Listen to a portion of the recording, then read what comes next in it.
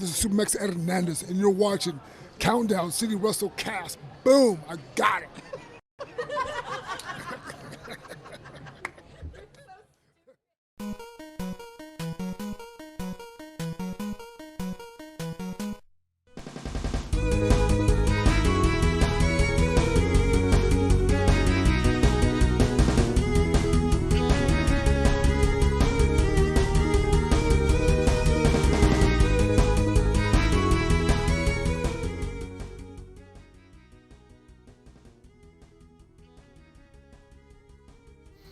What's up, heels and baby faces? Welcome to another episode of the Countdown City WrestleCast.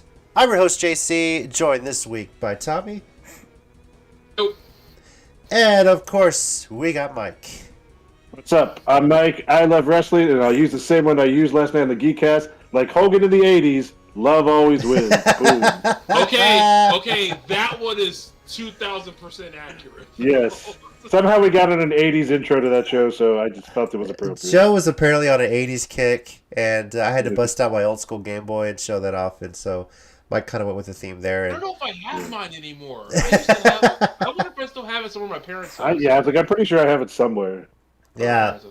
I think we got Tina's Game Gear lying around here, too, actually. So, oh, my God. with the whole Game case, Gear. Yeah, fun stuff. Well, this is not a video game YouTube show. This is the Countdown City WrestleCast. Yeah. Birdsey, we see you. How you doing, buddy? Always here. Heck yeah. I do appreciate it so much. You taking the time out of your day. And Tommy, glad to see you're back.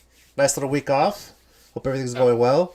My allergies decided to start acting up 20 minutes ago, so let's make sure I keep them in order. Actually, I was gonna say, like, I feel a lot better except like now, but suddenly I just went through 2 tissues for some reason. I don't know what. Like, I guess my body's like, hey, he's better. Allergies, get in there. Yeah. You guys are mixed. Well, this will make you feel better, Tommy. Today we are talking about New Japan Pro Wrestling Resurgence, which is happening on U.S. soil. Congratulations, New Japan fans out there. This is the first time New Japan is coming to show in the U.S. with fans, we think, since February of last year. And they're going to be in Texas in September. Yes, and I think, Tommy, you're pretty much going already? The wife said we are. So okay. Lance Archer got you the hookup already, or what's going on with that? So I think I don't think he's talking to you right now. Just in case I jinx his title reign, he's like, no, not talking to him. Well, let's see what happens after this weekend. Maybe you'll talk then, right? I'm scared to death. Appreciate everybody joining us. Birdsey says you can thank Tommy for me being here. Thank you, Tommy. Appreciate it. Yeah. For those that are joining us live, we are going to be going through New Japan Resurgence, making some match predictions on the matches that are announced, so feel free to join us with that. We'll also be talking a bit of wrestling news.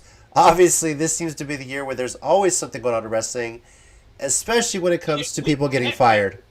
Yeah. We can't take a week off this year. It's like, apparently not. It's like this year, it was like last year, it was like, oh, we can take a week off. And sometimes actually nothing would happen. If you were like doing an interview or like nothing would happen last year or the year before that. This year, we are not allowed a week off no matter what. A show or not, something major is going down every week in wrestling, man. Yep. Pretty much. So, if you're not catching us live and want to join the conversation, our Twitter, at @CCG_WrestleCast. Tommy's pointing at it right now. It's right below him, actually, So let's jump right into it. I know Tommy's very excited for this, and it's nice to see New Japan get a standalone show. There's no other competing pay-per-view. Then I gotta say that. Oh no, that's next week because Impact did announce an Impact Plus event for next Friday. Yeah. Well, I don't think they're gonna have one now because the Good Brothers. No, they're not. They're not on this show. Yes, they are. The Good Brothers are on this show, but next Friday before SummerSlam, Impact Plus is gonna have a show. Impact's gonna have a show on Friday night, prior to SummerSlam and then NXT TakeOver, which we'll be discussing next week. So, I do love the fact that Impact has given 0 Fs about when they run a show now. It's like, we're just going to run it for SummerSlam. Who gives a damn? Chat, let's go. They're making sure that $7.99 a month goes a long way with Impact Plus. Yeah. So, all right, New Japan Pro Wrestling Resurgence.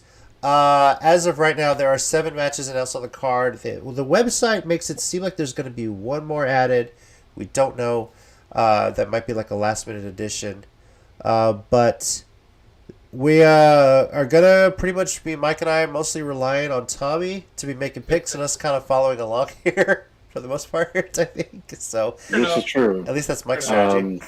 Yeah. He's not wrong. Yeah. All right. Let's start this off. And I was kind enough to get some match cards up here. So here we go. Alex Coughlin against Carl Fredericks is going to be leading off the show after a dark match that's yet to be announced. But this will pretty much be the first show on the pay-per-view feed. So keep it with our bold strategy here. Tommy, who is walking away with the victory on this one, my man?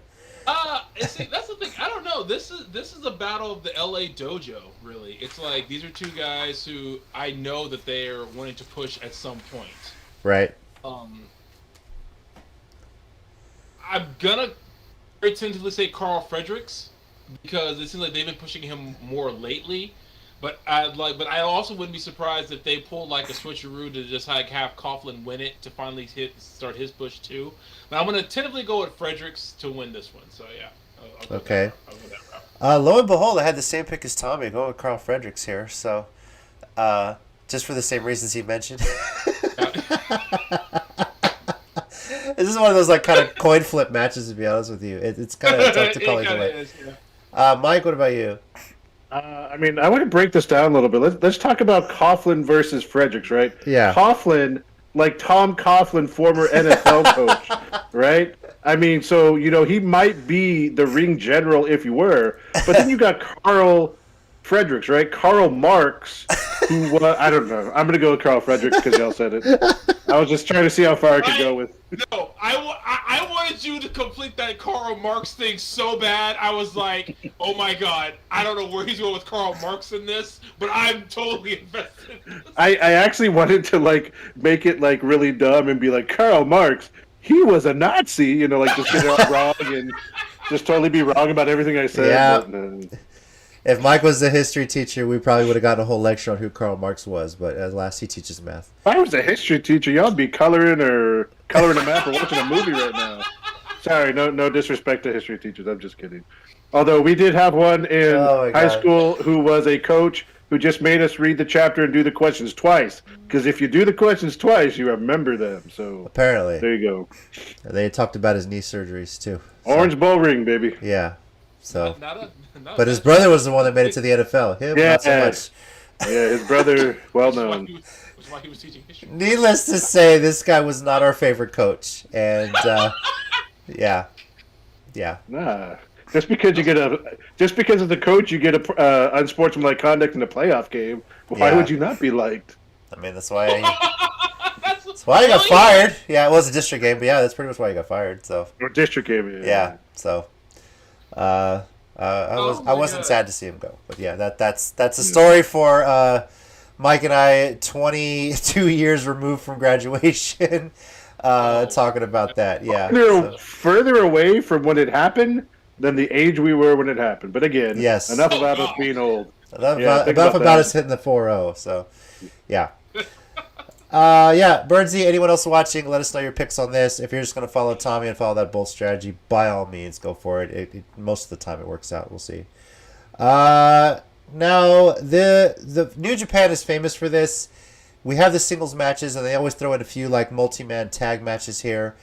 First one here, Fred Rosser, Rocky Romero, and Wheeler Yuta against TJP, Clark Connors, and Ren Narita. And just to show that I'm not just following Tommy on this, and only because these tag matches can go either way, I'm going to go with the team that's got TJP on it. So I'm going with Connors, Narita, and TJP. I like TJP. I've liked him a lot more since he got out of the WWE umbrella. He's just kind of going everywhere in wrestling, and I think that's pretty cool. So he's who I'm going with. So, Tommy, what about you? Actually, I'm going against you. I'm going Rosser, Romero, and Damn Yuta. it! All right, so. So, did I download an old thing? Because you have two D's on this guy's name, and I keep hearing S's from y'all. Is it Fred Rosser or Fred Rotter? Fred Rosser. It's My bad. I hit the wrong Yeah, damn it, I hit the wrong button on the keyboard when I typed it. My fault. That changes my pick now because Rosser and Rodder are just two different people, and I mean, what you're going to get out of that match? I mean, my bad. Yeah, I mean, look at one side. We got Rocky on one side, right, and then you got Clark on the other. Clark Kent. I mean, we got Superman and Rocky coming out here. I'm going to go with Rocky Romero because I've heard sometimes he does booking, so he'll probably put himself over. That's all I got, guys. I'm sorry. I'm not New Japan savvy like Tommy. So yeah, either one of our. I mean, there's a few on this, and the tag matches can just go either way, right? It's really. But his explanations are just the best. I wanted to explain every single pick he has because I'm just loving. All right, executive decision, Mike. You're going last on every single pick. That's just kind of how it's going to be. I'm down with that. All right. This is amazing. All right, well, let's move on. Moxley and a mystery partner going up against the Good Brothers, and I have no clue who Moxley could be bringing with him. Tommy, do you have an idea?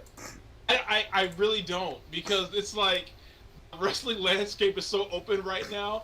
If it wasn't for the fact that this Forbidden Door is absolutely burned to the ground at this point, I mean, it really is. Let's just be honest. There almost isn't a door anymore. I would pick from AEW or New Japan. Oh, it's clearly gonna be him. But like, they could pull from anywhere. It could, for all we know, it could actually be Nick Gage. Like it could. Wow. I doubt it. It could be. I don't know, man. I really don't. This is one of the most. This is the one time when I see TBA, I legitimately have no clue whatsoever who they're going to put there. So I don't know. I know I'm going with whatever team Moxley's on in this instance. I'm gonna go with Moxley's team as well. Just because I don't see him. Unless it could be Kazarian, that would be fun. He's been the elite hunter lately because he even showed up in Impact again. Yes, he's back in Impact. That's right. He's back in Impact. I love this Forbidden Door being open because when he showed up on Impact just to beat the crap out of the elite, I was like, yes, that made my entire day. So, I'm going with Moxley's team. But I legitimately don't know who it's going to be. I really don't. All right, Mike, what is your expert analysis on this here? So, well, on one side you got Good Brothers. They're not great brothers. They're not bad brothers, right? So they're good. They support each other. They probably hang out a lot. Probably drink a lot of beers and say "hooski" a lot and things like that. And hoot. They say hoot a lot. Oh God! On the other side, you got John Moxley. Now, you guys don't know who the partner's going to be, but I figured this out. Okay. All right, what you got? I can't wait. You talked about Nick Gage, who he's had death matches with, and he's also had quite a feud with Jericho. Okay, Jericho used to wrestle in WCW. What WCW legend also has some interaction with Nick Gage? David Arquette. That's who he's bringing in. Moxley and Arquette for the win. Boom. If you don't know the truth, dazzle them with BS. That's all I got. Oh my gosh. If Arquette was still wrestling, I might believe you on that. So. But you know what's funny? In 2001, that got booed out the building. In 2021, that actually would probably get cheered. Yeah, that probably would be. Yeah. David Arquette showing up at a wrestling event now would probably actually get cheered because he's like redeemed himself by legitimately being in death matches. I mean, it's in LA. Almost knows, right? Yeah. Yeah. Mike, you gave us a great explanation who the partner's going to be, but who's your pick? Oh yeah, Moxley and Arquette. Moxley, yeah. Okay, Moxley. Or Renee Paquette, depending on. I will make another prediction of who it could be, and I will say Eddie Kingston because I heard a lot of people say that they want Kingston. Good God. Kingston. Yeah, that would be amazing. You want legitimate answers? Well, never mind that. That's just my legitimate guess. But I've heard people want Kingston, Ishii wrestle each other on AEW or somewhere in America at some point. And I heard that match and instantly my mouth started salivating because so I'm like, yes, give me that match. So yeah. Yeah. All right, moving on, next match. And the beauty of New Japan is they kind of lay out the entire card for you. So the matches like this, barring any changes, should be in this order that we are talking about. I forgot to mention that. Yeah, this is pretty much how they're going to have it, yeah. So after that, which may very well be a bloodbath, we're going to follow that up with a 10-man tag team match, 5-on-5. Lio Rush, Brody King, Chris Dickinson, Fred Yehai, and Yuya Uemura, against Tom Lawler, JR Kratos, Jarrell Nelson, Royce Isaacs, and Danny Limelight. Team Filthy. I don't know if this is one of Lio Rush's final bookings. I thought he had announced his retirement from wrestling. I think this is right. Let me explain. So apparently he was just cleared to wrestle recently, and he had a few dates left with New Japan that he wanted to honor.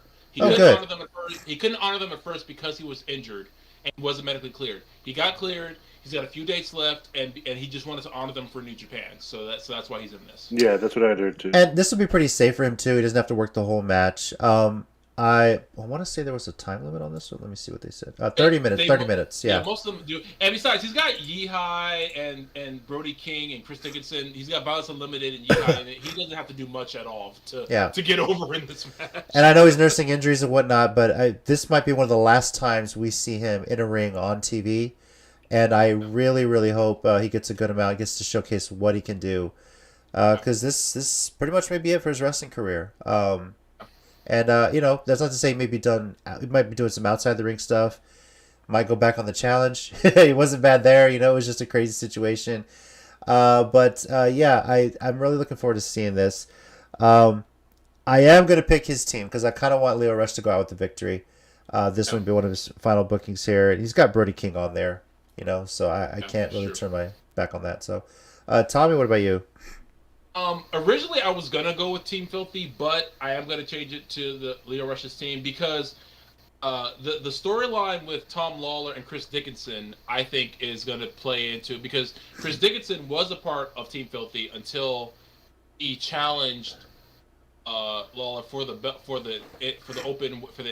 New Japan Strong Openweight belt and lost. Then, like he is Ring of Honor, he's part of Violence Unlimited with Brody King. And I think either him or Brody King are going to take that belt off of Tom Lawler at some point. They're my top two picks to be the next Strong champions. So I'm picking their team, and I'm about 100% sure Tom Lawler isn't going to get pinned in this match. I will be shocked if he does because they have been building him up like the legit badass he is, because he is a badass. I'm not even remotely taking that away from him. But it's like the way they've been building it up is like he's been this unstoppable force. So when he does get pinned, it'll be like, holy crap, Lawler lost a match. So he won't get the pin here, but this is gonna set up someone to get the title shot against him at some point. All right, and Mike, what about you? On one side, you got a king, and a last name you probably don't want to break down. But on the other side, you have Jerry's third cousin, Tom, and you have Kratos, literal god of war. I'm going to go against some of y'all. I'm going to pick Lawler, Kratos, a dude named Limelight. He likes to be talked about. And then Jor-El and Mr. Isaacs over here. I'm going to go with that team. Oh, my God. I love it. To be fair, Danny Limelight is super good, and I'm glad he's getting more exposure. I've heard about him, yeah. But Jesus, Mike, your explanations are fantastic. I'm in favor of Mike's expert analysis on every New Japan pick from now on. I think from now on he should. I think I should tweet at Kevin Kelly to watch this episode and say, dude, you're missing a prime grade A analysis. Oh God. Here. it's like in school when you have to do a book report and you didn't read the book, so you're just making stuff up out here. Real quick before we go on, before I was an English major, I absolutely did that on one book report. My mom was so pissed at me for doing that. I did not get a good grade. I covered more of the book than I thought I did. I did not get a good grade. I got in a lot of trouble for it. I never was able to not do that again. And so yeah, but I think that's why I became an English major, because I had to read stuff from now on, because I got in so much trouble for that. I'm gonna brag on my dad a bit. He was a political science major in college, and one night he hadn't read a book, read the opening page, read the last page, wrote a whole paper on it, got an A the night before. My dad's just like expert level writing. It's insane. So. Dude, I want to be like your dad. When I grow up, man. What the hell? I It's just like Yeah. This major now, and I wrote a book, and I'm still not that good. just like catcher in the rye. I mean, baseball out in the middle of a field. What are you going to talk about, man? That's right. Just Exactly. didn't have to. Actually, catcher in the rye, by the way. That dude just whines a lot. I don't know why it's an American classic. He's just whining, and he's just kind of antisocial, and it's. Oh yeah. Yeah. I feel the same way about The Old Man in the Sea. Dude, I could not stand that book. I was like, why is this... Yeah, I would take the C. I don't want to hang out with the old man. I would have to take the C. Anyway, we are way off topic again. That's fine. Well, we're done with the tag matches now. Let's get into the 3 singles matches that are going to close this show out. And this next one I am so looking forward to. Tomohiro Ishii against Moose. Hold on, I got to go serious mode for this one, because... Okay, yeah. damn Jesus it. Christ. No, I'm just kidding. No, because Sweet Heavenly Father, this match is going to hurt.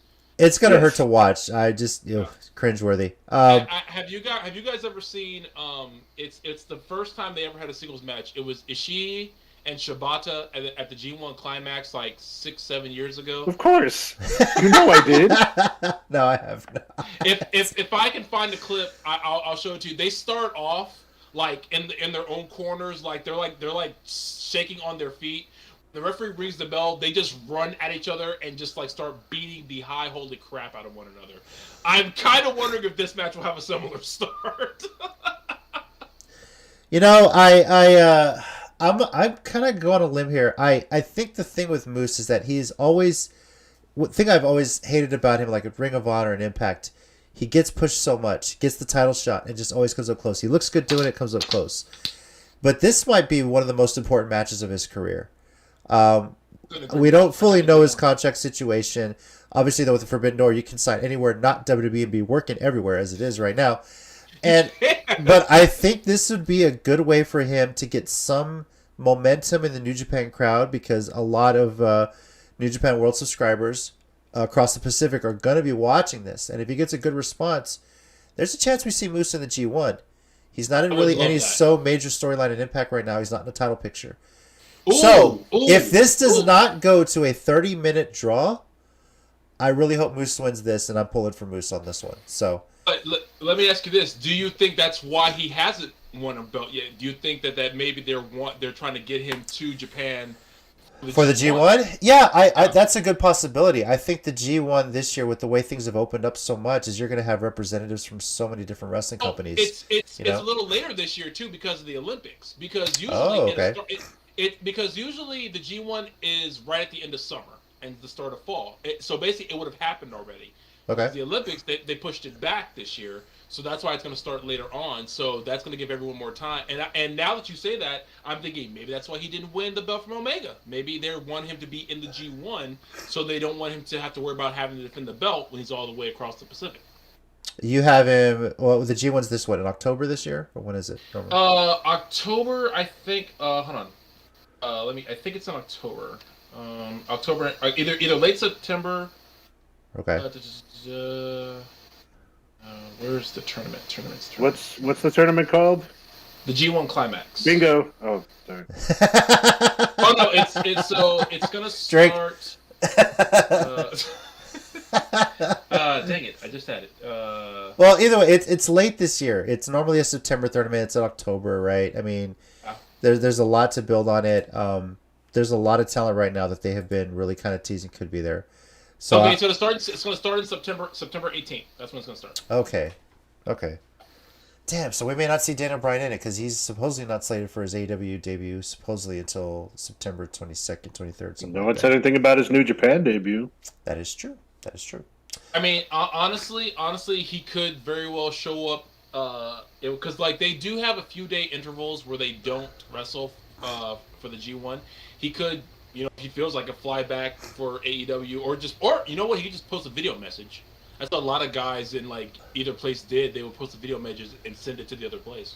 Unless they do some of the block matches in LA, and he could just fly over there and do it too. So they could. Yeah. That's how when it was true, in Dallas. but the show they wanted to do is the one in New York at the Arthur Ashe Stadium. This is true. Yeah. You're right. Okay. I mean, it's flying back across the country again after that. It depends. If he's in it, they can make the schedules work, obviously. So. Yeah. Tommy, where are you going with Ishii and Moose? I know this is tough. It is tough, but one thing is swaying me, and I was gonna probably bring this up in my 1 minute warning, but I'll say it now. Ishii, Goto, and Yoshihashi have officially been champions for 1 year now as the never openweight champions, and they have had 9 successful title defenses. They're becoming like the premier never openweight 6-man champions. So, first of all, that's ironic that those belts because those belts like have prestige now. Everyone's like, oh damn, these are serious belts. These guys have held them for a year and have not lost once. Damn. So yeah, before that it was a 24/7 title basically. So it was, dude. Yeah. Like the first night they debuted them, the very next night they lost them, and then they won them back. I think the following day. Honestly, I'm picking Ishii because it feels like I always say, like, I don't know how much longer Ishii has, but then again, I forget Minoru Suzuki as a person, and he's like 85 years old and will never retire. But it's like I feel like Ishii is going to. I feel like Ishii's going to give Moose everything he's got, and even if Moose doesn't win, he's going to come out of this looking like $1 million. Mm-hmm. Because honestly, Ishii and Goto, they're star makers in my opinion. They are guys who, when you get in the ring with them, if the match is bad, I blame the other person usually. I really do, because it's like it's Ishii, it's Goto. They usually put on like the best matches on a card. Mm-hmm. It's why I wish they were both multiple-time world champions. But I get it, not everyone can always hit the top of the mountain. I'm just jealous because I wish they would. But I think even if Moose doesn't win, he's going to get that rub.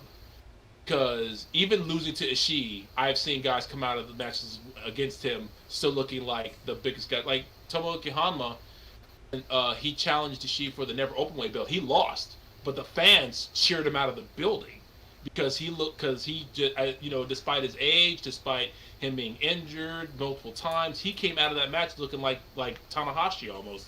He was so loved. So, win, lose, or draw, I think Moose is going to come out of this looking just fine. He's going to get, like, so many accolades from this. Cool. Mike, what about you? When Big E says he doesn't care about work rate, and he just wants to see 2 big, sweaty men slapping meat. Jonah Rock versus Jay Cobb was definitely one of those matches. But this may be another one. Yeah, I agree. I mean, Jesus, just like... I pray for their necks and their backs and all the other limbs that they have. They'll be get a chiropractor adjustment after this. They kind of have to. Like, Ishii's I always talk about Kenta Kobashi's clotheslines. Ishii's clotheslines are just as, like, neck cranking, even if you're watching it. Yeah. It's just like, oh, dear Lord, my neck hurts. I wasn't even over there. Why does my neck hurt? So I'm going to go for Moose, though, because I actually would like to see him to really get that run and get over. By the way, just to be clear, I won't mind at all if I'm wrong. I really want to. So because there's no losing in this match except for except for Vince, who signed neither of these people. But even if he did sign them, they'd be fired anyway. So who cares? Yeah. All right, on to the title matches. First is the never openweight championship. We kind of halfway saw the run-in at the end of the Impact pay-per-view Slammiversary. That was so genius! I love They kind of went off the air, seeing Dave Finlay run out and attack Jay White, who had just showed up on the Impact stage.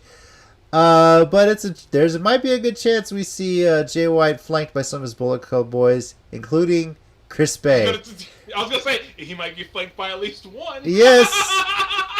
If you haven't heard by now, they finally did air on most recent Impact. Chris Bay has joined the Bullet Club.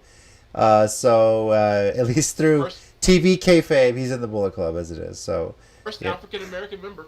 Pretty awesome. So diversifying. Yep. Go ahead, Tommy. I was going to say, if you're going to tell me, like, who would you pick to join the Bullet Club, I wouldn't have thought of Chris Bay. Really wouldn't have. But seeing him with Jay White, it just made so much sense. His attitude fits. He's got the work rate and athleticism. And let's just face it, that just makes Bullet Club more fun. It just really does. So, and if they're just a tag team, the two of them, you call it Beyblade. That's just really what it is. So. Someone made that joke, and I was like, "Sweet it, Lord, let them tag, please. Put them in the World Tag League tournament at the end of the year, and let them be called Beyblade." Please, New Japan. If you do that, my nephew's going to get real interested in Japanese wrestling, so that'd be pretty cool. They could come to the ring with with Beyblades, that would just be like the greatest thing ever. Awesome. Just light it rip! Just come on. I love Beyblade. I actually had a whole bunch of Beyblades as a kid. So. That being said, I'm sticking with Jay White. I like him to retain the title here. Hold this for a good while. You got a lot of buzz with New Japan with him showing up on Impact, and it would suck for him to lose the title and show up on Impact. It's like, hey, where was that gold you were carrying? Weren't you holding something? And where'd it go? So I think it would do well business wise for Jay White to keep the title and still be kind of showing that off everywhere he goes. So got to go with Jay White on this one. Tommy, what about you?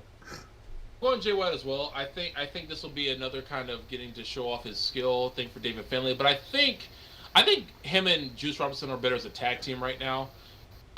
Just keep them going with that momentum for a while. Not to say he'll never win a singles belt, because I think he will at some point. I just don't think it's going to be now. Primarily because, like you said, Jay White has become kind of this bridge, and it's amazing to me because he's still a heel technically. But he's got all this momentum and charisma, and like I said before, it's like his promo work has gotten better. He's cutting promos like a 20-year vet now. How he called out Anderson and Gallows, and I honestly think that he needs some singles belt right now, since there's only like the U.S. title, the world title, and the Never belt. Well, except for the New Japan Strong belt, which does qualify, but that's primarily for America right now. Right. But I think it's good for him to win it and keep the belt, because it's going to really help elevate the Never Openweight belt for one. Because before, when that was the belt, everyone kind of forgot about. Now, between guys like him and Tanahashi, Shibata, Ishii, Goto, and all these guys who have been winning that belt, it's really elevated in prestige to the point where, I wouldn't be surprised if at some point in the next few years, if that belt main evented one of the nights of Wrestle Kingdom, I wouldn't be shocked, because that's how much they've been putting on this belt lately. So, and guys like Jay White, who just has all the charisma in the world, like I said, he took the ball that they were going to give Kenny Omega before he went to started All Elite. He took that ball that they were going to give him, and he just ran with it. Bullet Club leader, the top heel in New Japan. And for all the people who hate him, guess what? That's his job.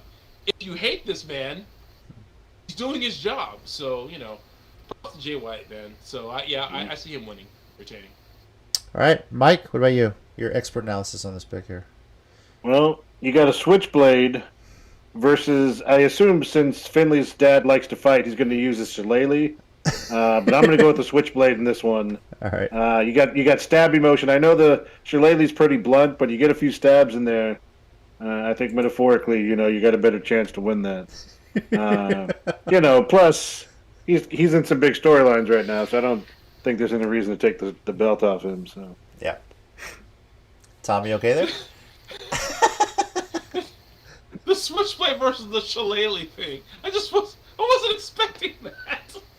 I'm good. Keep going. I mean, I know I don't know a lot about New Japan in general, but I know a lot about wrestling, and I'll pull some references out on you. So whatever you got to do. As long as you sound confident, people will think you know what the fuck you're talking about. So it's not entirely wrong. That's the messed up part. It's actually, if you think about it, it kind of does make a lot of sense. Could you imagine if David Finley's his character was like a pacifist?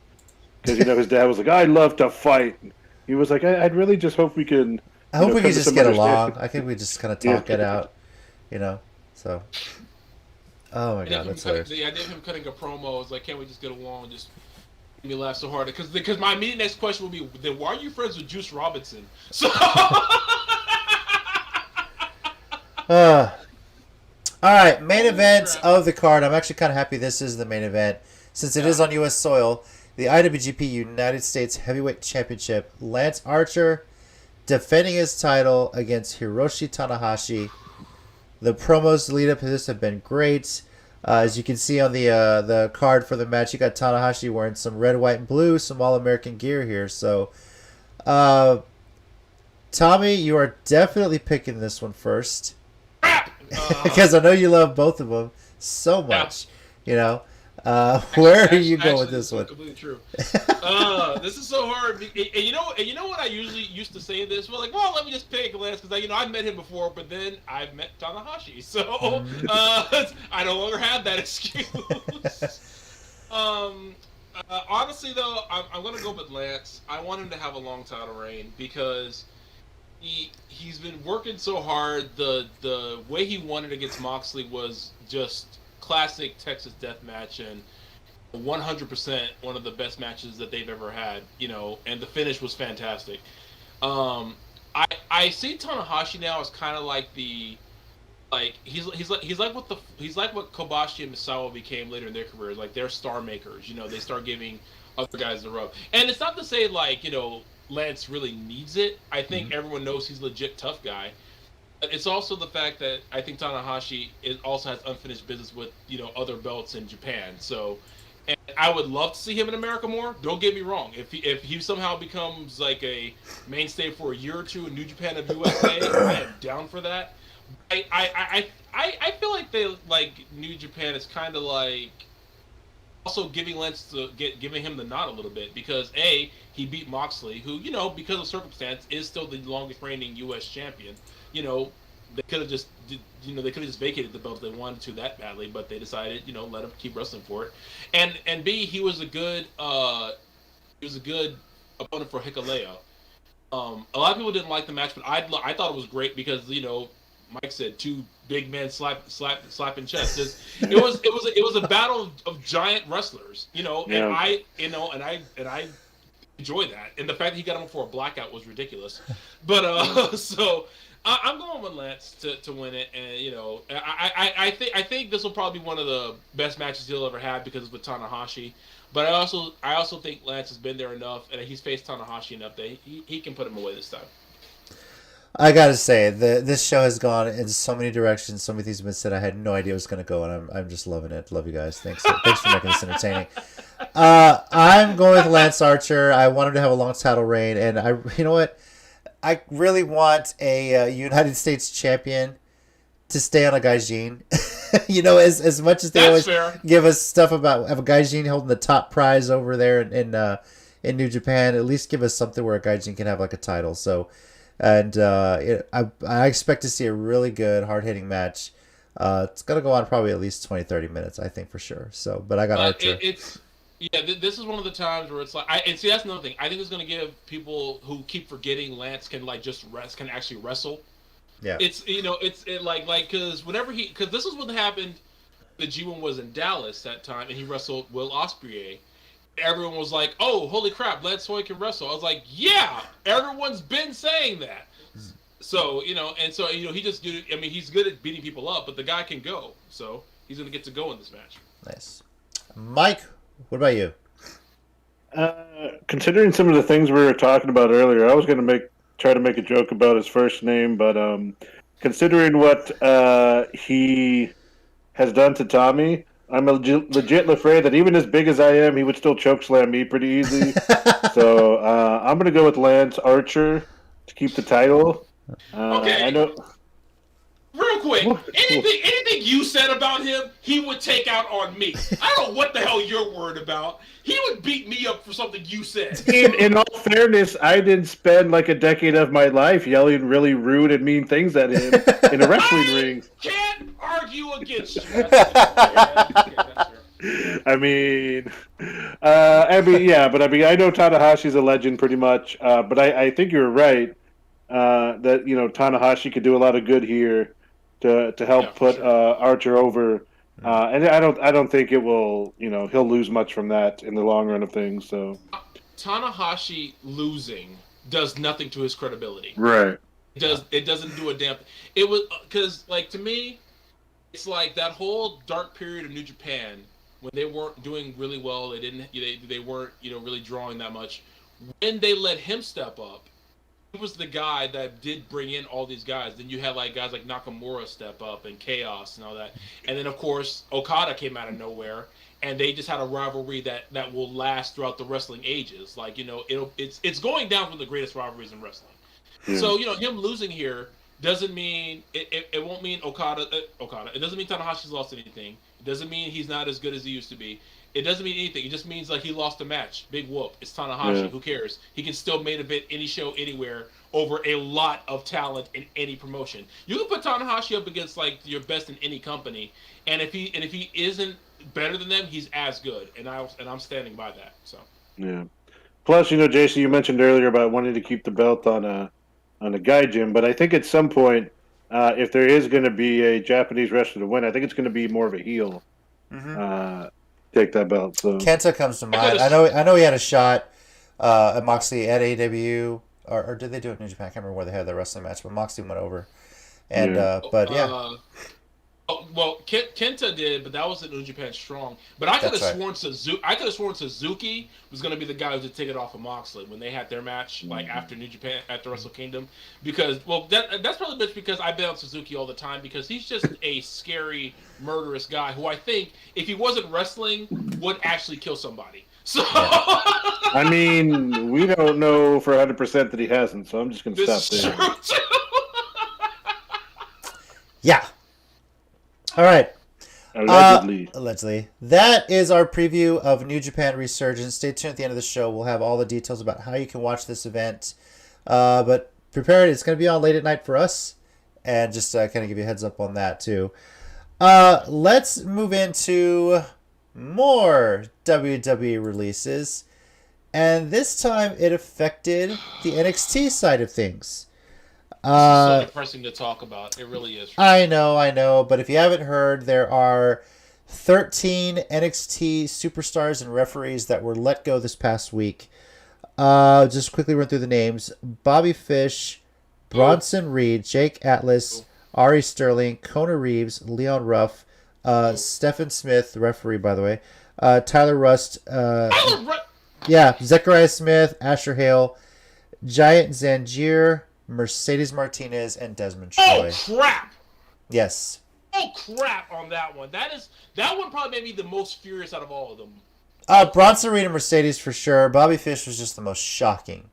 But, yeah. My thing is Bronson Reed, Mercedes Martinez were the biggest bullcrap moment. Bobby Fish was just unfair everywhere. Tyler Rust just debuted with Diamond Mine. And so I'm like, what? I was legitimately mad on Friday when they announced this. I was actually upset. Like, man. Yeah, there was some. I know Bronson Reed quickly kind of took to social media and just said, call out, hey, I'm available for bookings. He just basically told AEW, Ring of Honor, New Japan, Impact, everyone, hey, because it's only a 30-day no-compete. That's what I was going to say. Yeah, Mike, so how do you think that's going to kind of change the landscape? Because there's any of these talents, there's some big shows coming up in Impact, in AEW, even in New Japan and Ring of Honor. Impact does have a Bound for Glory coming up in October, so this is definitely within that, I was literally thinking, I was like, you're doing nothing but giving these guys places to go in 30 days. Because Bound for Glory is in October, Final Battle is in December, and even if some of these people can't be in the G1, like we said, it's September 18th. There are, actually, you know what? By then, that 30 days would be up. They could still compete technically, but even then, there are other shows. There's like the World Tag League. There's the Road to Wrestle Kingdom. People could just debut on New Year's Dash. They could build up New Japan of USA. All this talent, they could put on another Resurgence show or something like that. This is so dumb. And someone pointed out Bobby Fish could just be because he's a little older, he's been wrestling a while. He could just be a coach, and I was like, yes. Okay, who wouldn't want to learn from him? Who wouldn't want to learn from Bobby Fish? That's like a dream coach right there. This is so stupid. This is so stupid. This proves what everyone's been saying for years, and I agreed with, hoarding all that talent so no one else could sign them. You did nothing. Now you didn't ruin their lives, but all these people, they had, a paycheck they were used to. Without warning, you cut them off. Messed up. Yeah. Mike, which one was really the most shocking and surprising to you out of all these releases? I think, like we said, you got to go Bronson Reed and Mercedes Martinez. Bronson, especially, I know we're going to talk about it in a little bit, but when they talk about supposedly, what Vince wants to turn it into, but then you let go of Bronson Reed, and we just joked about, big sweaty men slapping meat, and I mean Bronson Reed pretty much fits that to a T. And then Mercedes Martinez, I mean, I think, oh my gosh, I think Bronson and Mercedes have the best chance of going to AEW. I think for the rest of them, I think you're going to see them get into Impact, ROH, NWA. And I mean, there's some really talented people there. But I think given the influx of talent AEW's had available with these last groups of releases, I wouldn't see a lot of them necessarily getting a chance there, as opposed to some of the bigger names. But I could see Fitch going back to ROH. I mean, Jake Atlas is a young, pretty talented guy. Kona Reeves had a character. I mean, for whatever it was, whether you liked it or not. Leon Ruff was a real small guy, kind of maybe not quite in the cheeseburger way, but he did the little kind of surprise win storyline. Like you said, I would love him and Cheeseburger as a tag team. That'd be fun. That would actually be really cool. Yeah. Tyler Rush, like you said, was in Diamond Mine, literally out there, finally part of something. And then again, you got a guy named Giant Zangier. Seems like that would be also perfect for big sweaty men, but I guess not. Mercedes was the one that surprised me the most, but she's been everywhere. She's been in this in a while. We thought she had found some form of a storyline with Disruption, but thank God she wasn't involved with that. Kind of went back down because that was a bust. She did have a series of tweets she posted actually today, finally commenting on all this. This is on Twitter, saying, "My life, I never thought I would ever make it to WWE. I stayed dedicated, hustled, grinded, and sacrificed more than I ever could have imagined to reach that goal. It took 20 years, but I wouldn't change anything because the universe has a way of making things work out. I never fit the mold anywhere, but I stayed true to myself always. The diamond in the rough," she puts in quotes, "so to say. I truly want to thank Triple H, WWE, and NXT for giving me the opportunity of a lifetime. I understand this business is never guaranteed for anything, and that sometimes the risk is higher than the reward. I'm grateful, blessed, and humbled. Thank you to all that have text messaged, emailed, called, and to those that put me on blast on social media." Laugh out loud. "The overwhelming love does not go unnoticed, but don't count me out. The best of me is still yet to be unseen. I'm rebuilding myself. I know my worth, always have. My drive, dedication, perseverance, and my hard knock stubbornness always says I have more to prove. I'm looking forward to the next chapter." I know Tina's just very happy she got her t-shirt. It's because she did have a t-shirt on the shop, and here's the interesting thing with Mercedes. Is NWA really considered competition to WWE? And I say that if they don't consider AEW competition, then that's the thing. If they come out publicly to say they're not considered competition, they should just technically be able to go anywhere they want. Now, I mentioned NWA because they do have the all-women's pay-per-view coming up at the end of this month. It's within the 30 days. But I believe Mickie James famously showed up on NWA TV to announce said tournament, and made some appearances before her 90-day release was up when she was under a no-compete. So, well, is it Mercedes under 30? She's on 30 days, right? She's under 30, but the timing of this release, because that show is at the end of this month, supposedly she would be able to compete, but I don't see why not. Like, really? What is WWE going to do? I mean, no competes right now. Does Vince even care? I don't think he does. The only one they seemed to care about was Buddy Murphy, and I don't know why they gave a damn about him. It's not like they're going to bring him back because I guarantee you, if someone said, "Hey Vince, Mercedes Martinez is showing up on NWA," he'd ask why Sasha Banks has left the company. Is she still not there?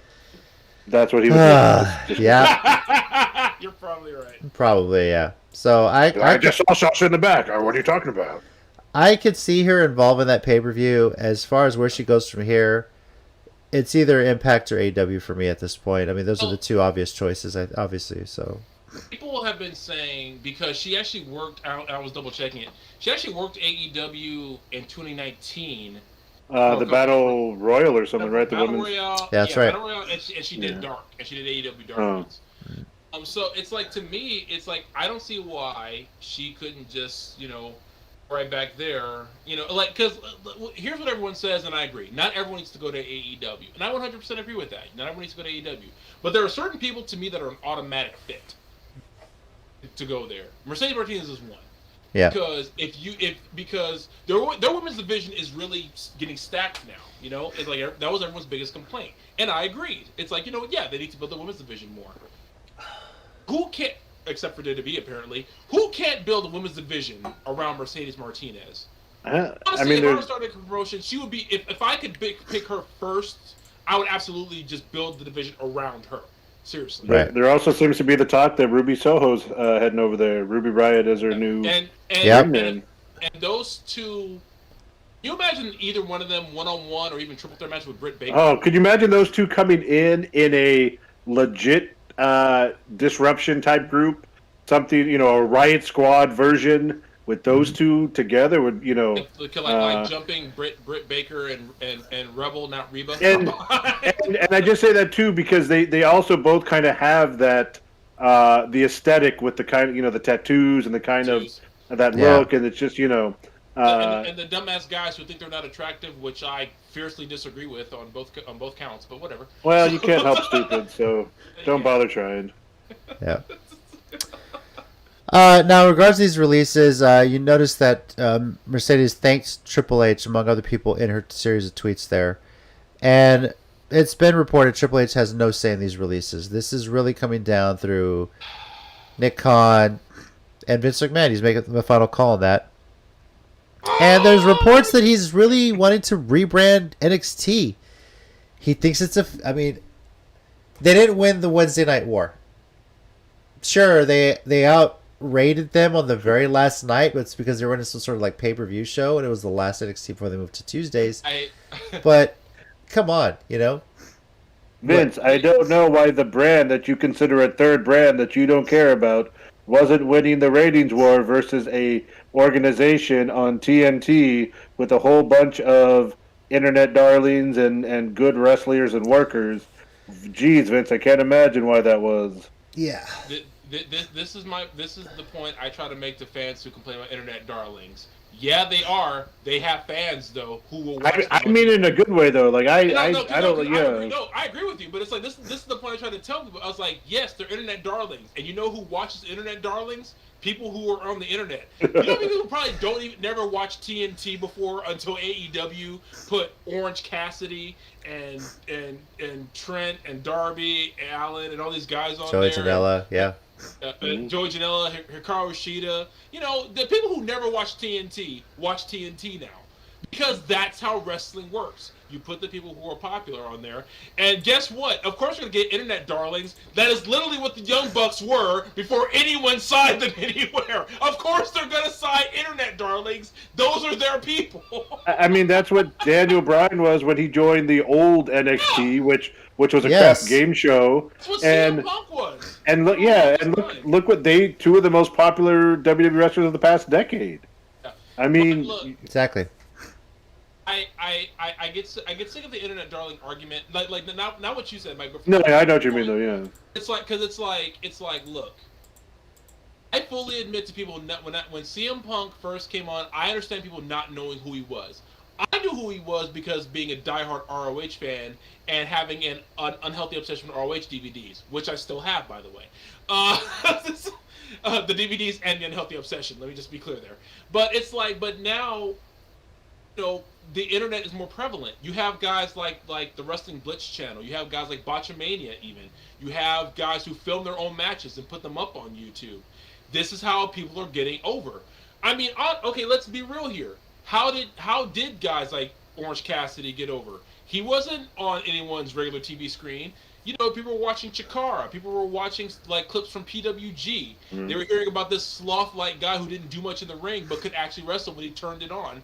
And then, he gets booked, goes on national TV, and now his T-shirt is like the #1 seller on Pro Wrestling Tees, and his T-shirt is literally nothing but his face.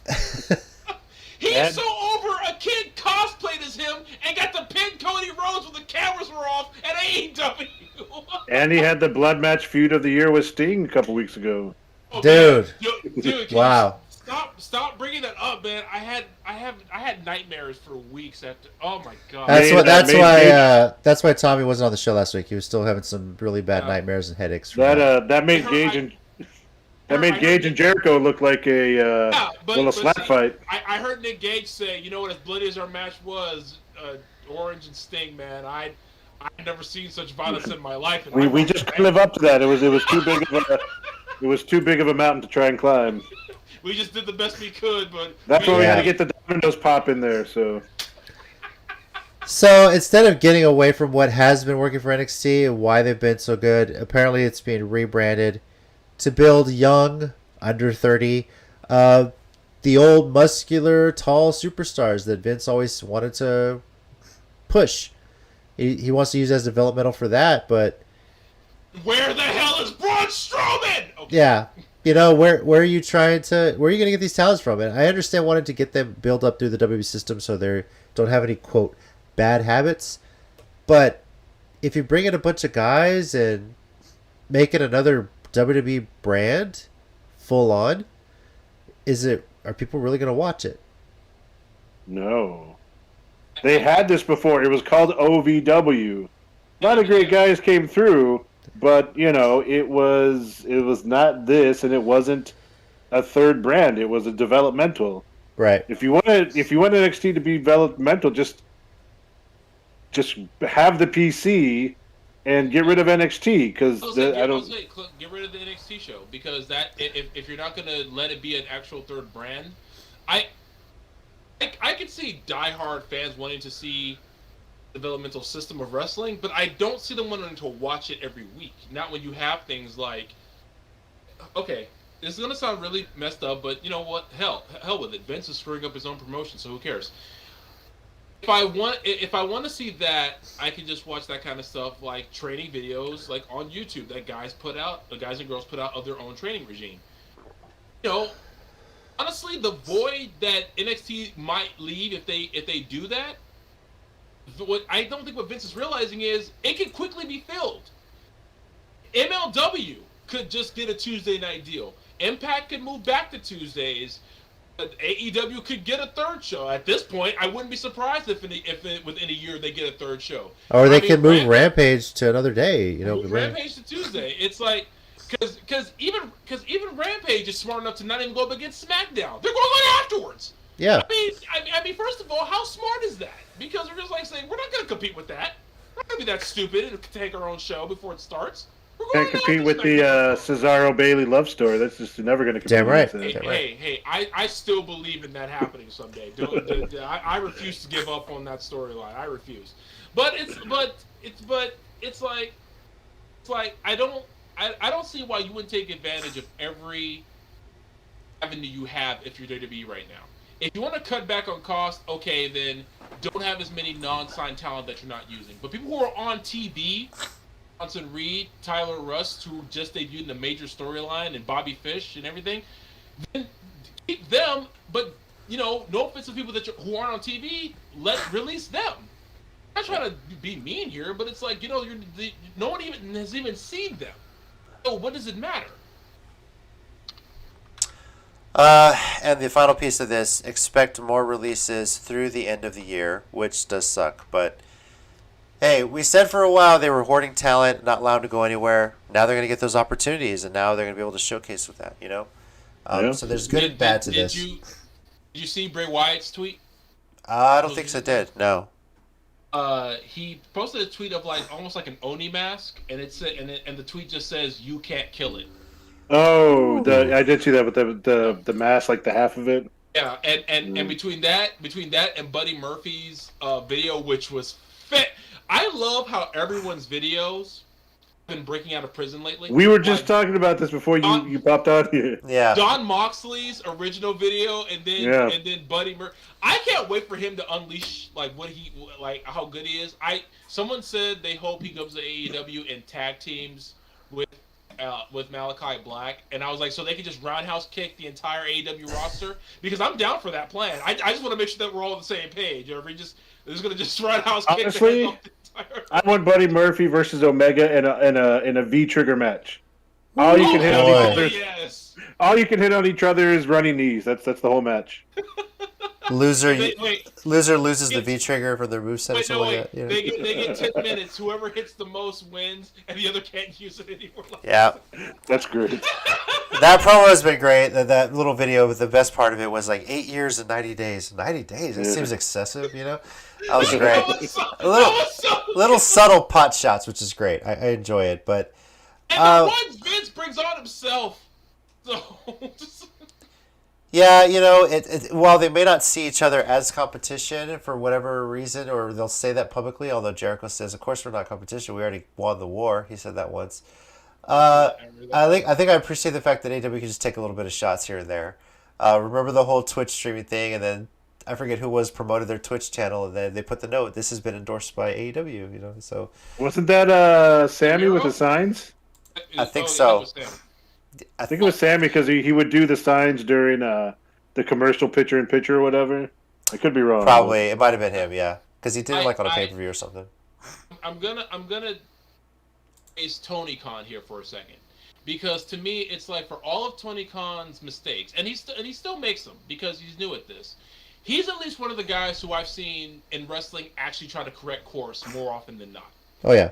Like, I think he's still trying to find his footing with a lot of booking decisions, and he's still trying to see how he can get a decent flow. Well, I won't say because he has a decent flow, but it's not perfect. There are criticisms, legit criticisms you can have against AEW. Doesn't mean you hate the product. Isn't that a shock? You can criticize something and still like it. According but not according to every fan. Anyway, but it's like he's at least learning from these mistakes now. To me, one of the best things he does is, I think, like with Dark and Elevation, is he doesn't just immediately bring in everybody and just put them over right away. I mean, he does that with some people, Malachi Black, but then again, who wouldn't put Malachi Black over? Like, if you have him in your promotion, you better can push use that him. guy to the moon. Yeah. It's like, but he also doesn't shove it down everyone's throat. I mean, think about it. I mean, the main event of Dynamite is different every week. Isn't that a novel concept? Yeah. Like, isn't that amazing? It's like it was Jericho one week, and then it's like the Dark Order the next week, and then it was like Rhodes and Black the other week. Oh my God, you have other talent who can main event your show. It's like a whole new world out there. It's also not the same guys facing each other every week for like 6 weeks in a row. Yeah. And I think the guys who have come in and gotten the kind of the immediate push were almost like, look, WWE, this is what you could have easily done with them, because it was Harper, as Brody Lee got a real big push right off the bat. It was Moxley, of course, right, and then Malachi Black. It's all kind of guys that we felt could have been bigger than they were allowed to be, and I know, I mean, we talk about a lot of misdone booking with some of these guys, but I think the guys they did it for were ones that it's almost like WWE, they could have been big for you. How did you mess this up? So, well, like even the guys who aren't quite big yet, look at Andrade. I mean, all they're doing, the thing that, like, again with the correction thing, instead of keeping him with Vicky, they put Vicky back with Nia Jax. Not Nia Jax, Nyla Rose. Wow. Yeah. That Freudian slip. Back with Nyla Rose, which is fine. And they brought in Chavo Guerrero. Yeah. And let him be his mouthpiece. And they were complaining so much, well, he doesn't, cut good promos. Then get him a manager. The art of a manager seems lost in WWE too, like it's just, It is. Yeah. And everyone said, well, not everyone can be a Paul Heyman guy. Yes, I know that. There are also other managers in pro wrestling besides Paul Heyman. So, I love Paul Heyman. WWE in the 80s, there were tons of them, You had Heenan and Jimmy Hart and Mr. Fuji and Elizabeth and I don't know where they figured that you can't have, like, there are people who just want to be managers in wrestling and they're good at it. People who excel at that role. Maybe for a lot of people, like, maybe they want to be wrestlers, but they're just not as good at it as they are as managers. They're great talkers. They're great at garnering heat or whatever, and they're just great at kind of being glory hogs, and that's a good manager. And and even if you even have like the guy who's out with the Lucha Brothers now, Oh, he's still a commentator, but he's great as a talking role for them since they primarily speak Spanish. Again, nothing wrong with that, but he's a good translator and can cut a promo for them. Nothing's wrong with that. And even Matt Hardy is essentially a manager now. You know, even though he's still a wrestler, he's kind of got that Ted DiBiase role. Yeah. Like I can still wrestle, but I can also manage this talent and help get them over or hated more.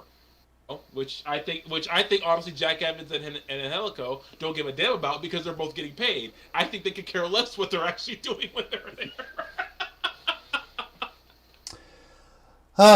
Well, it feels like every week we're talking about this, so we'll see what else they have as the weeks go on.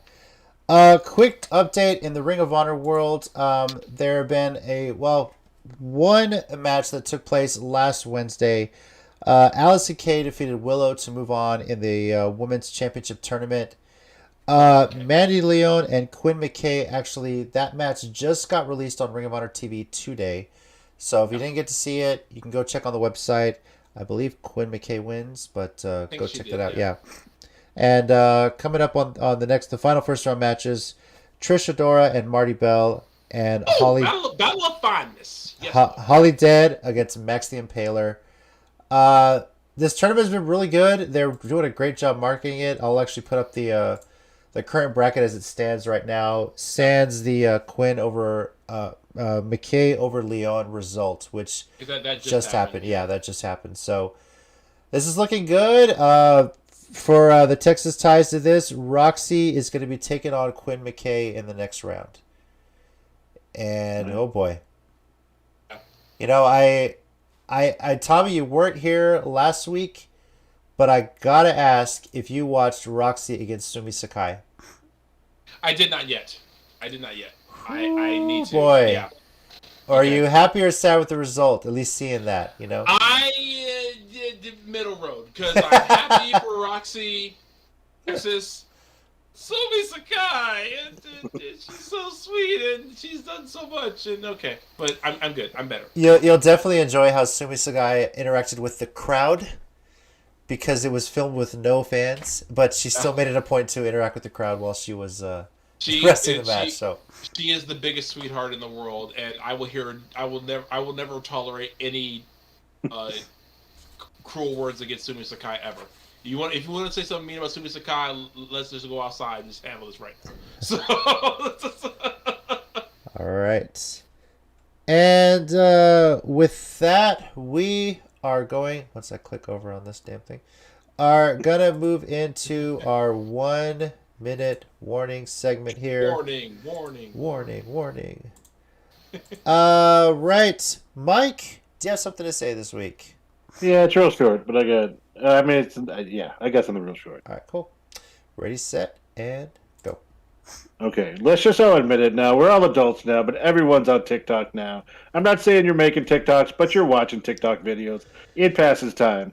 So, y'all know my two big...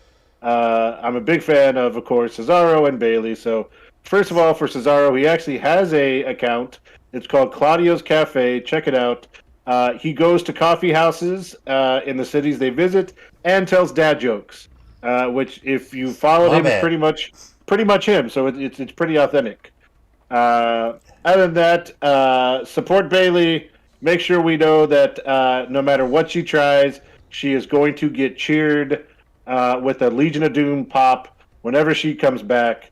I don't care how bad WWE tries to make her a heel. It ain't happening. Bayley, get better. We want you back.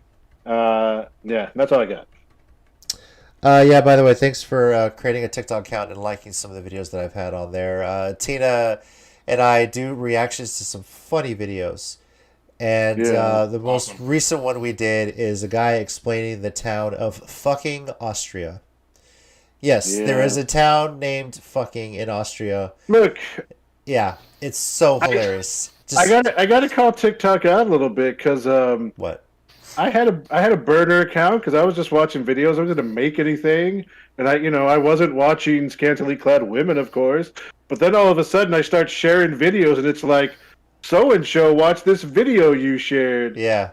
Do you want to follow them? And I was like, wait. So when I watch other people's videos that they send me, does that account like they showed? I was like, oh crap, I got to make a real one now. So yeah, Unless you leave it as user and a bunch of numbers after it, but yeah. So TikTok is fun, and there's still a lot of wrestling. The Claudio's Cafe sounds interesting. I'm curious to hear what kind of dad jokes he has to see on that. So, all right, Tommy, do you have something this week on your 1 minute warning? Yeah, I got something. All right, ready, set, and go. Okay, so I'm gonna go ahead and forego my anger about the NXT releases because that was gonna be my 1 minute warning. But I'm gonna talk again about the never openweight 6-man tag belts because I do love how now their matches are kind of must see matches. A lot of people have said like now whenever those guys defend the belts, it's people you got to check it out now. Even if the rest of the card isn't as good, when those three guys are defending their belts, that's when they're on. And I'm happy about that because this is giving Yoshihashi a chance to shine, and it's also finally giving those belts a lot of prestige. Sometimes it just takes one champion to make any belt. Like, like with the Intercontinental belt in New Japan, it was Nakamura when they first had it. Like now people with the never openweight belt, to me it was Ishii. When he won it, that's when everyone wanted to have the belt. And I like that, if you just hang on and wait for the right champions to come along, belts mean more. I bring that up because this is also the case with the ROH 6-man belts, with Shane Taylor Promotions having them. I am biased in that opinion. Get over it. But I am very biased in that opinion. Deal with it. But it's like I love it. Like when belts are created, people crap on them immediately. I'm like, no, give them time. Even if the first few champions don't work out, even the first dozen champions don't work out. Sooner or later, someone's going to come along and make those belts must see. It's happening with the ROH 6-man belts. It's happening with the never openweight 6-man belts. And if you don't believe me, watch some of the matches. I guarantee you, teams that are holding them will not disappoint you. Come on. Real quick, in the early days of WCW, I guess when it was still kind of NWA a little bit, they had 6-man tags. I remember that. Yeah, they did. Like way early, like the early '90s. It's those are fun, man. Those are pretty entertaining if you just want to watch wrestling. So, yeah. but for people who complain about them, it could be worse because either Dragon Gate or DDT. They have 10-man tag belts. Like so if you think 6-man is bad, it can get more ridiculous than that. Yeah. Believe you me. Nah, when you used to have team like the Freebirds or the Armstrongs, like the Wild Eye Southern Boys or whatever. Yeah. Those are pretty cool. That's why, because I know like the rumor is AEW is going to get 6-man belts. Yeah. Soon. And everyone's already crapping on the idea, and I'm like, wait a minute. First of all, AEW has enough factions to where right off the bat that could be amazing. Yeah. It's not like they don't have people who can hold the belts. They have Dark Order, Team Taz, even the Wingmen, which I would choose to be the first champions because I hate them so much, but they're so funny. They are really funny. Avalon has the worst / best entrance I've ever seen in my life on Dark. Yeah. I absolutely hate his entrance, but will watch it every time he does it. So. For me, I'll say this, with all this talk about the Forbidden Door being open, Forbidden Door, for those that are kind of new to it, is basically the quote, door that New Japan doesn't really work with anyone or on stateside. It's always that forbidden thing, how are they sharing talent, whatever. But I don't know if the Forbidden Door is all the way knocked down, because why aren't women being talent shared? Obviously, we see a lot of this, and there's not a lot of women wrestlers in New Japan, but they do own Stardom now, right? Didn't they buy them? And why aren't Bushiroad bought Stardom? Yeah. So I'm curious to know, when are the women going to be a part of this? We've seen it a lot with men. We see a lot of some of these dream matches and things like that. But there's a lot of female talent. Mercedes Martinez is one of them. And New Japan needs to get some more women on their shows. I think it's something they could showcase, not necessarily the G1, but you got Wrestle Kingdom coming up. You have 2 nights to work with. I would love to see some of this AEW, Impact, and even Ring of Honor talent show up on January 4th in New Japan and showcase what they can do. And maybe selfishly, I wouldn't mind seeing a Laredo native, Roxy, wrestle at the Tokyo Dome. Yeah. Why not? Be awesome. I'm sure the Japanese crowd would love to see the protege. And for you, Roxy, I'll just do the pose right there. That's it. So. Well, I mean, she would she wouldn't be that much different from how the rest of the Japanese women look. They'd be like, oh wow, she fits in amazingly with the rest of this group. So yeah. So. But you know, I know when they started the women's division AEW, Omega tried to bring a lot of that talent over, you know, and sign them and everything like that. But now the roster's building up. Now the pandemic kind of separated it. It's gone built up so well. We're seeing like Deonna Purrazzo going to be taking on Melina at the NWA All Women's show. They just announced that. So we see a lot of the talent stateside. But hey, I don't see any reason why we couldn't do it across Pacific too. You know. Well, I know Emi Sakura. Who's been on AEW a few times? She is moving to the States. Ooh, okay. She said she's wrestling for AEW full time now. She and I put it on Twitter. I've wrestled my last match in Japan for a while. I'm moving to the United States to make. So I honest feeling is the pandemic messed up a lot. Like, you know, like I said, and right now it's Stardom. They're dealing with their Stars tournament. Mm-hmm. It's their version of a G1. So they're doing their tournament right now. But, like you said, when that's over, I don't see why they couldn't, like, you know, start, like, because I would love to see Donna Del Mondo in AEW, because I would love to see Julia, because everybody loves Julia. Julia Sim, get over it. Like, face, you know, Hikaru Shida, face Britt Baker, you know, because for one, to see a half Japanese, half Italian woman yell "Arrivederci" to an American crowd would just confuse the hell out of some people, and that would make my absolute day. I'm sorry, I love when people are just confused by other races and their languages. That just makes my day entirely, because English is ridiculously hard anyway in the first place, so I don't blame them. But it's like I would love that, you know, because I would love, like you said, I would love to see them happen. I would love to see an entire faction like Donna Del Mondo just rush in to a match and just jump like half the women's division. There's 5 of them. You know, I would just love to see them just like beat the crap out of them. Just like say, okay, hey, here, what's the big deal about this place? You know, so almost like an NWO invasion, but you know, with an established group from another company. You know. Yep. All right. Well, the show we talked about to begin this is happening this weekend. New Japan Pro Wrestling's Resurgence, Saturday, August 14th. At 10 p.m. Central Time. Why? Because it's in LA. It's in Los Angeles at the Torch at the LA Coliseum. So it'll be 8 o'clock p.m. over there, 10 o'clock our time, and noon Japanese Standard Time. Thanks to the Olympics, I know that they are 14 hours ahead of us. That's how I'm pretty sure of that. So noon time over there. It's going to be a nice little afternoon to see some of the talent that on this show. If you want to watch it, there's a couple ways you can. First of all, there's the New Japan World. You can watch it live. It runs about, with the exchange rate, about $9 a month now. Yeah. And however, if you do watch it live, it's going to be Japanese commentary. They'll add the English later on if you watch it on demand. The other option is, if you don't want to sign up for another streaming service, and by all means, it's your prerogative, Fight TV is going to carry this with English commentary, and it's going to be $20. So if you got Fight TV, sign up for that. Check it out. Unfortunately, I don't think New Japan World has a Roku app, so it's something you would have to watch. Do you know? I don't. I want to say I heard them trying to get one, but I don't know if they have one yet. Yeah, it's got to clear through some stuff. Who knows, right? I haven't heard. It was a while back when I heard this, so I don't think they have it yet. So I'm not sure. Yeah, I mean it's the Roku's the Japanese word for 6, number 6. I'm like, come on. It kind of makes sense, but you know, so. As for us, our Twitter account at @CCG_WrestleCast. Let us know your thoughts on New Japan Resurgence. We're going to be recapping that next week, and we're also going to be previewing WWE SummerSlam and NXT TakeOver.